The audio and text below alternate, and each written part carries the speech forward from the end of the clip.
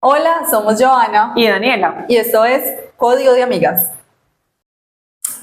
Hola, una vez más en Código de Amigas. Nuestro código de hoy es una relación de tres, entendiendo ese tercero no como una persona, sino como un diagnóstico. Así es, nuestro código de tres, con el que ya llevamos incluyéndolo en nuestra relación algo más de 10 años y queríamos como compartirlo también para que se entendiera nuestra amistad desde todos los puntos, porque también hace parte de todo lo que hemos caminado y de todo lo que hemos aprendido como mejores amigas.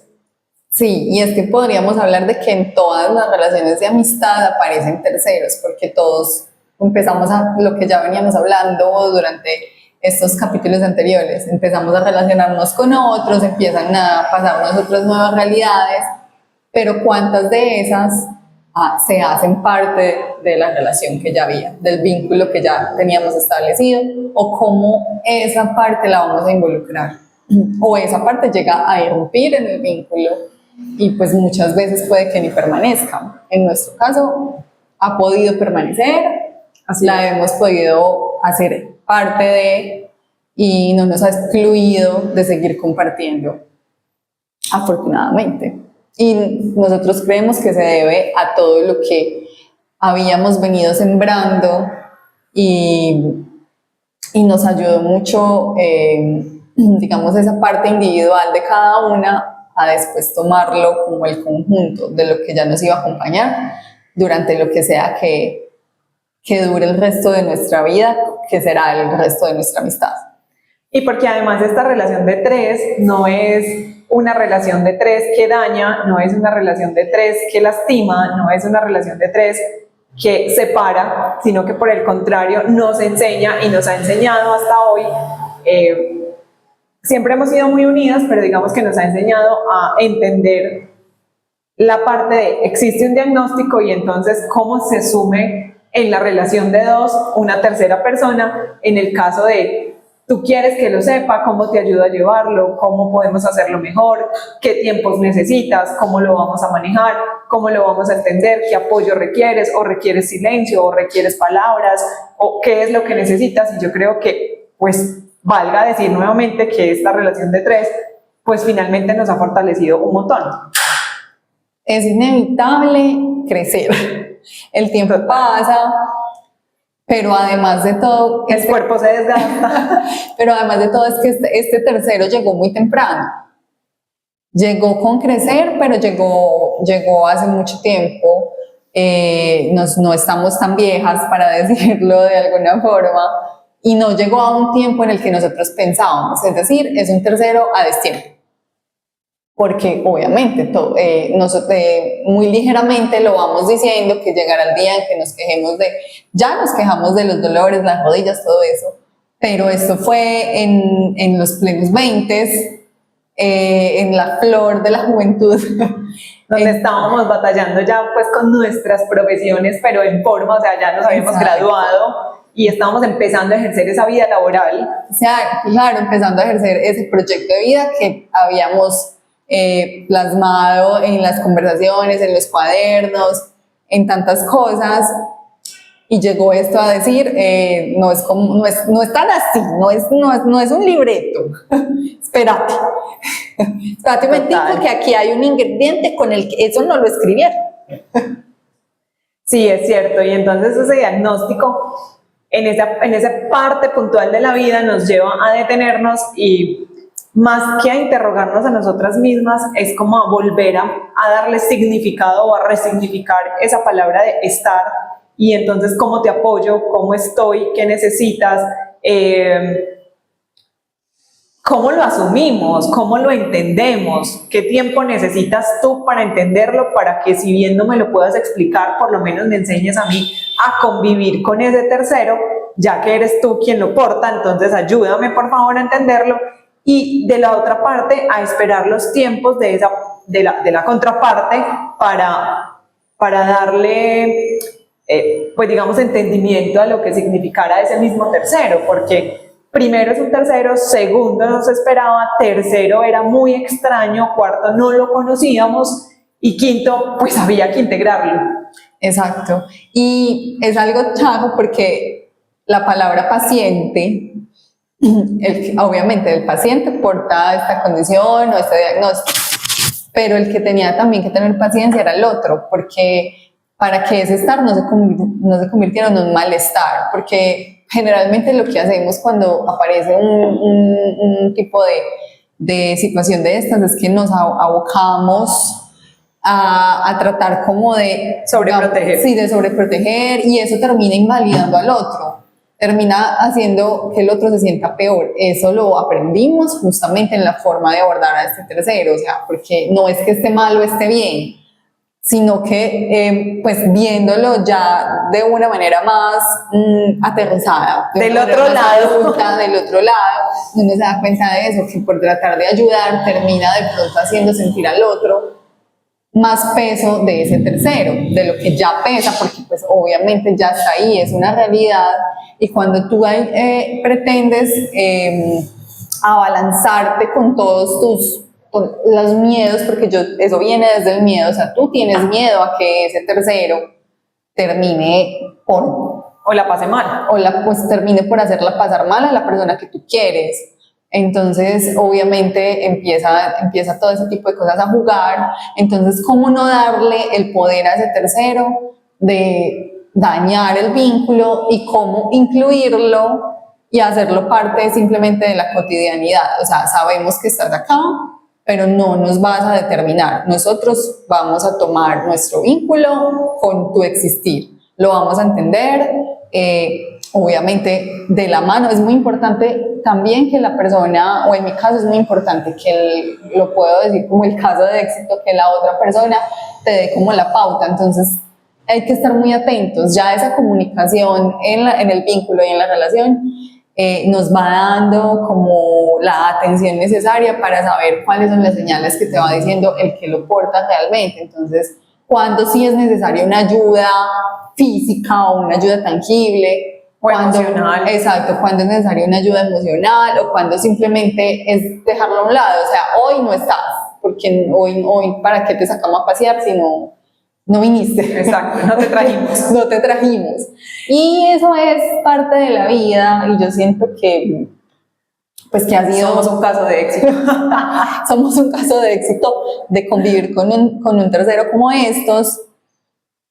Y pues a mí, por ejemplo, me ha enseñado mucho de lo que se llama ser valiente y tenaz, porque lo confundimos tal vez con no tener miedo de nada, o con siempre superar. Yo siento que la valentía es una opción de cómo ver las cosas, y con este tercero, la que lo porta de los dos ha sido demasiado valiente y ha sido una escuela para la otra.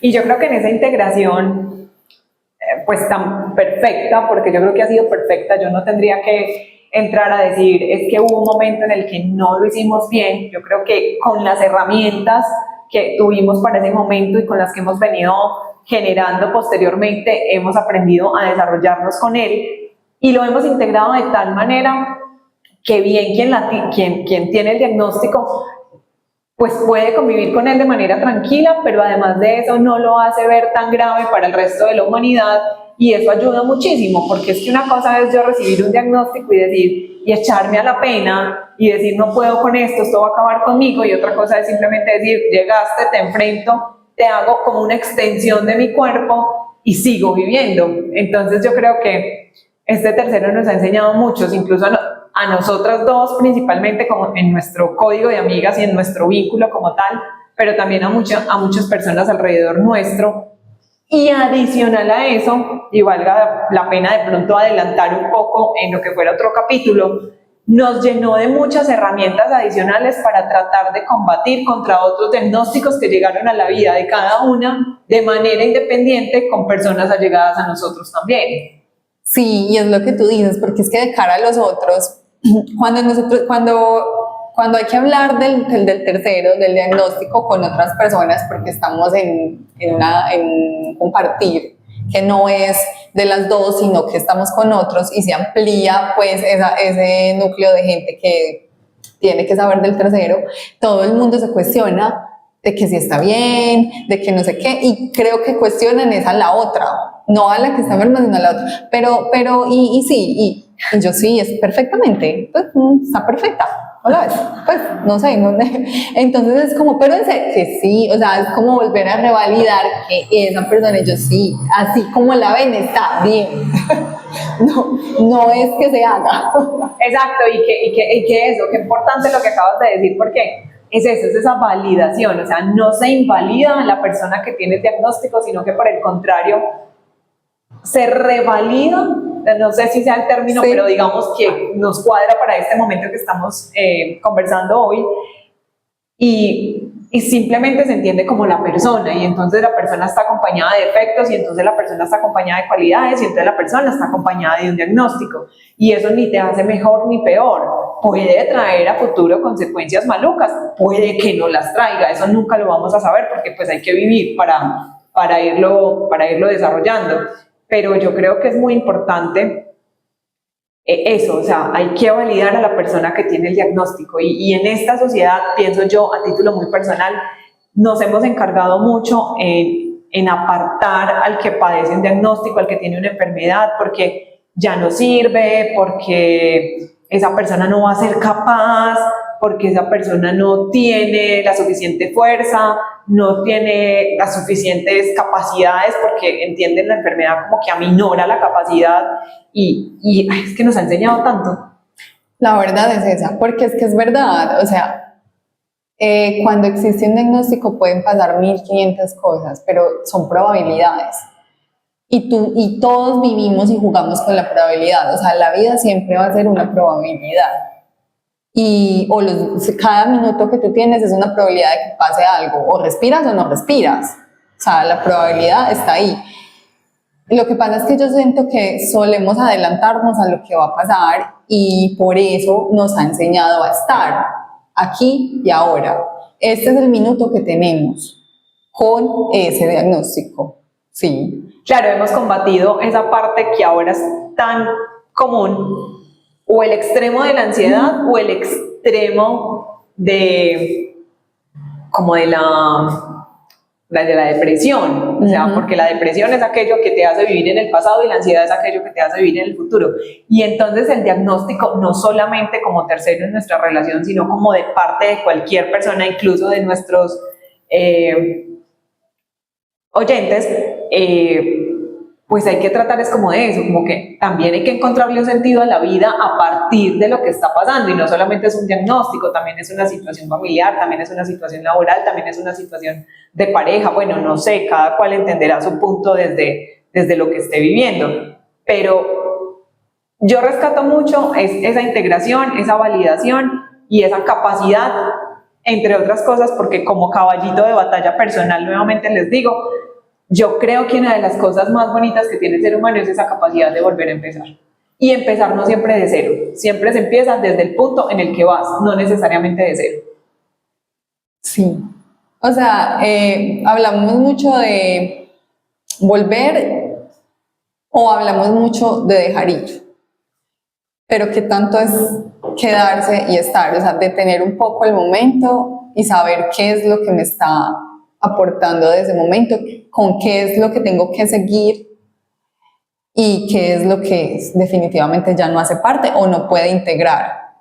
Entonces yo siento que la vida se pone seria y hay que tener esa definición cuando llegan estos tipos de cosas. A todos nos puede llegar una situación, no necesariamente la misma, pero siento que digamos que la congruencia con lo que veníamos viviendo y con lo que veníamos construyendo hizo que pudiéramos hacer todo este acoplamiento a una realidad con otras aristas, no tan dulce, por decirlo así, pero igual de buena, o sea, igual había cosas que compartir, la vida no se terminaba ahí y la vamos a seguir viviendo hasta el último momento en que nos lo permita todo lo que sea que tenga que pasar.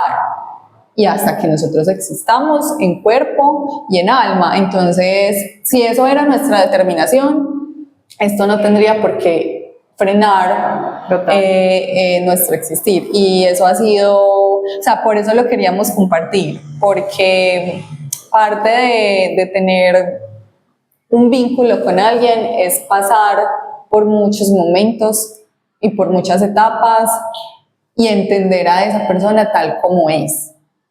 Y yo creo que pues cuando hay un lugar a un tercero es cuando más eso se ve. Y yo creo que la mejor manera de finalizar esta conversación del día de hoy es, hay que conversar, todo hay que conversarlo. Y entonces para cuando entran terceros, pues para que el vínculo subsista hay que conversarlo. Y entonces se cuenta el diagnóstico, se cuenta que te incomoda, se cuenta con que estás de acuerdo, se cuenta que molesta, porque como también lo hemos repetido, a veces hay que incomodarse para acomodarse. Efectivamente. Lo conversábamos, lo llorábamos, lo abrazábamos, lo reímos, inclusive lo reímos. Ahora nos reímos mucho. Nos pausábamos. Nos pausábamos.